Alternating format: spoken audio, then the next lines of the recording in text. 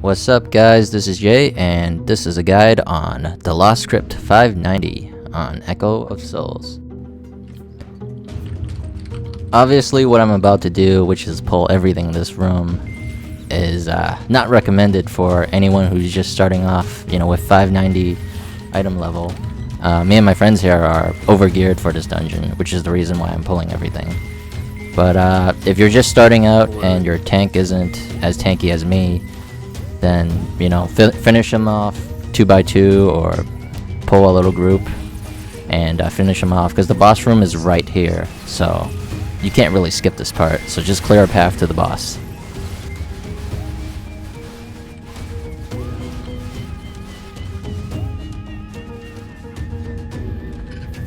I need to make a water wheel pet.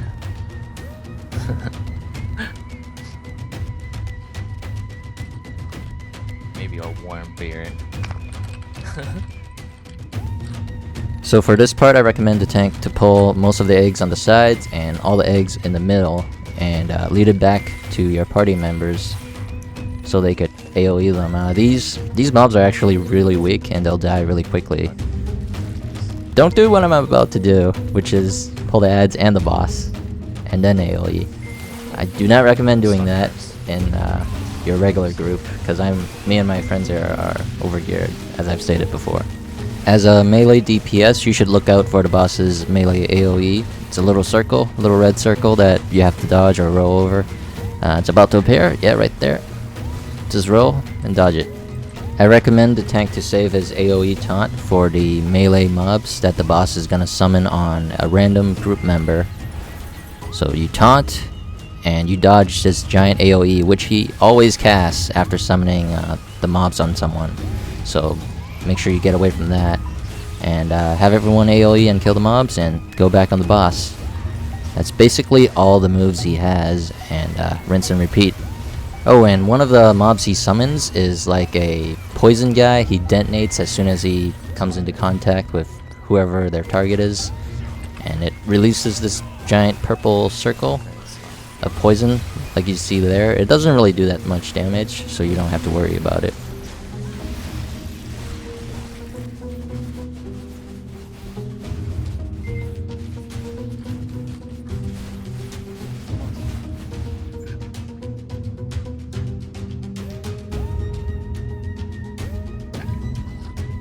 So this part might be a little confusing for the tank to run, because some of these mobs can slow you, and that's kind of a pain. So if you're not a warrior, I recommend you save your roll for crucial moments, like when one of the big mobs get too close to you, because that big spider can slow you. These guys can't, the small guys can't. One of those big trolls, like the one I'm pointing at right now, that can slow you. So you want to strategically save your rolls for when they get too close to you, or else you're gonna get slowed. Or there's like that slow you see right there. I'm like, fuck, it's really slow. I also recommend you have your green soul skill saved, so it gives you a boost of HP and gives you a speed boost. Oh, I can purify that. Oh, and yeah, I think mages and guardians can purify the slow from you.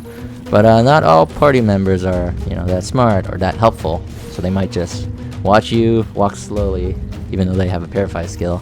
A mage or a guardian can do this. And keep going on this roof. If you're a warrior, you have 1 or 2 charges along with your roll, so dodging the slows shouldn't be that difficult. I kind of failed in dodging the slows and let them get too close to me and slow me. I recommend you run to about here and die. And your party members, you see where my friends there are. That's the safe spot. You want to run there. Anywhere else, you're probably gonna pull mobs and die. This particular dungeon, the Lost Crypt, you gotta be close to the tank. You don't want to be far behind, because you're surrounded by mobs. So as soon as the tank dies, you better be standing here. And keep to kill these two guys, and you're on your way to the second boss.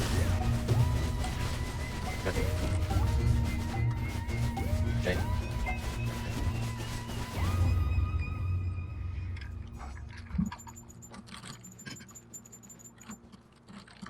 So for this boss fight, all your DPS should focus their damage on Dogos the mage. At some point, the bosses will both buff themselves. Whichever boss is successful in casting their buff, they're gonna get stronger, they're gonna do more damage. Which is why it's important for you to interrupt. So all the DPS should interrupt the mage guy, the guy they're focusing on. The tank should always interrupt the melee guy. This way the minimum amount of people have to switch targets and interrupt the melee guy. Only the tank, which virtually does no DPS, or shouldn't do as much damage as DPS, only he has to switch targets. Also, as long as the mage is alive, some random person will get binded, and the DPS has to switch targets and kill the binding. If the binding on that person isn't killed, they're probably gonna die because it does a massive amount of damage. For you melee DPS, I recommend you never to stand in front of the melee boss, because once in a while he does his crushing strike, which is like a line AoE directly in front of him. It's gonna hurt if you take it to the face. He's about to demonstrate, there it is, and slam! And then we'll go back and continue attacking the boss.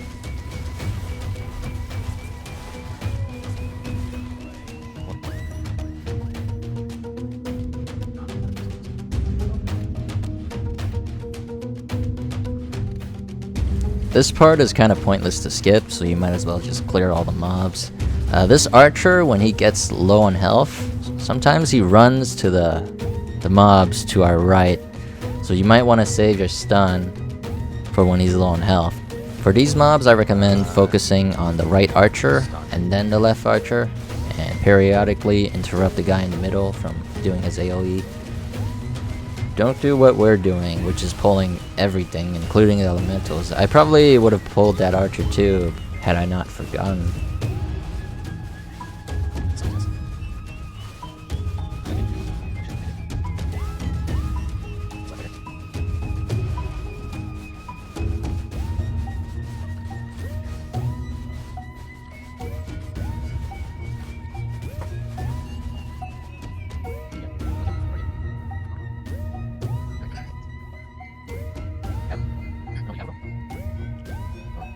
Now for this boss, make sure you have at least a mage or a guardian in the party, or else this boss is impossible. He has two curses. The first curse you have to remove with a purify skill, which only a mage or a guardian has. The second curse, the only way you can remove it is by using a healing scroll. Yes, a healing scroll. The expensive healing scroll. What the hell are you saving it for? Use it.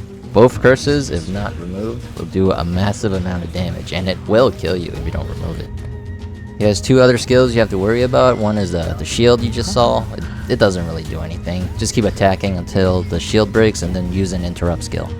The other skill is an AoE skill, which does damage based on distance, so you want to get away as far as possible, or you're going to take a ton of damage. My friends and I are overgeared for this dungeon, so don't do what we're doing and take the AoE to the face. Get away from it.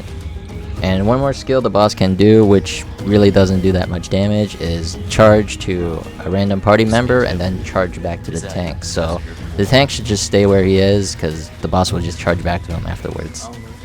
That about wraps it for The Lost Crypt 590. I hope you enjoyed this guide, and have fun doing your dungeons.